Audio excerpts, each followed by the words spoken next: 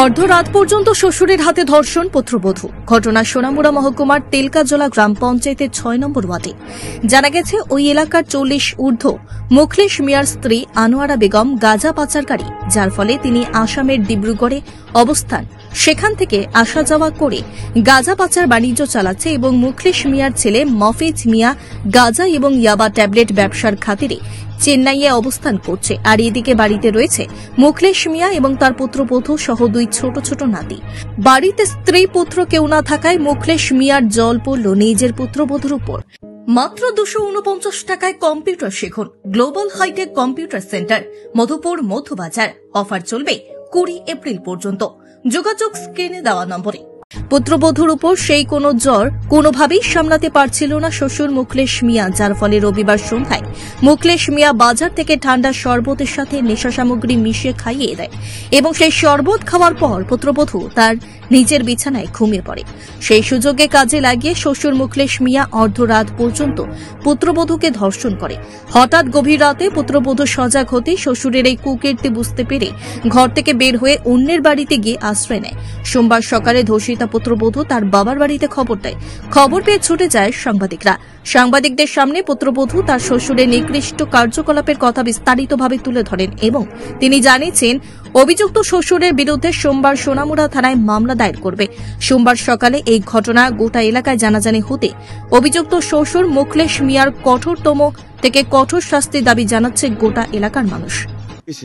ঘটনাটা কালকে আমার শ্বশুরের দুয়ান্তনাতে ঠান্ডা আনছে। কি নাম তোমার শ্বশুরের? মুখলেশ মিয়া। তারপর ঠান্ডাটা খাওয়ার পরে আমার ঘুম ধরে মাথার ঘুরে আমি তাড়াতাড়ি ভাত দিয়েছি। আমি যে বিছনা করছি, আবার খাওয়ানোর পরে আমি যে ঘরে থাই এই ঘর দরজা নাই পদ্মা হলাই না। আবার রাত্রে 12টা বাজে আমি আর কইতাম আজকে 12টা বাজে হয়েছে কইয়া দিয়ে আমার শ্বশুর আমার লোক খারাপ কাজ করতে আছে। আমি এটা বিচার চাই।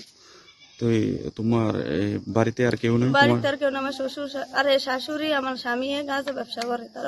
আমার স্বামী আছে চেন্নাই, আমার শাশুড়ি আছে ডিব্রুগড়। তারা কি কাজে গেছে?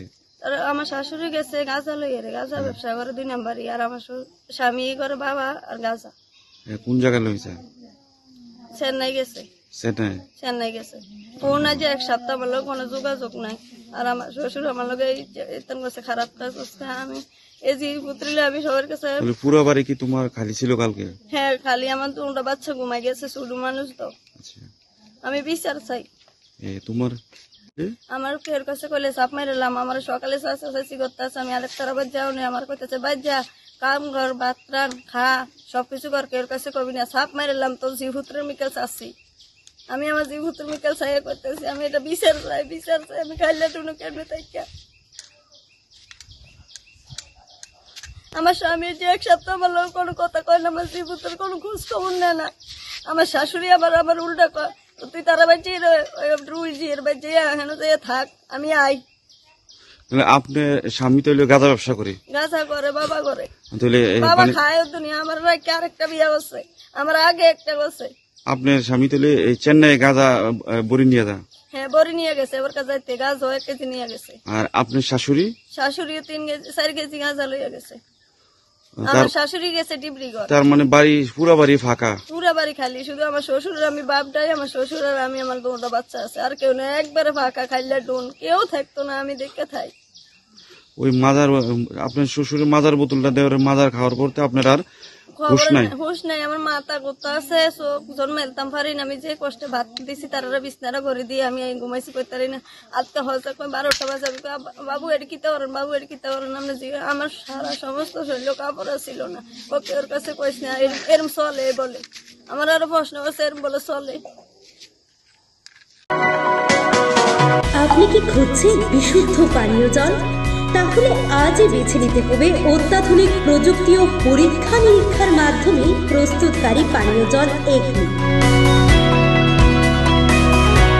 বিশুদ্ধ জলে সুস্থ জীবনের মূল চাকাঠি। এগনি packaged drinking water. Bureau report, news Tripura 24।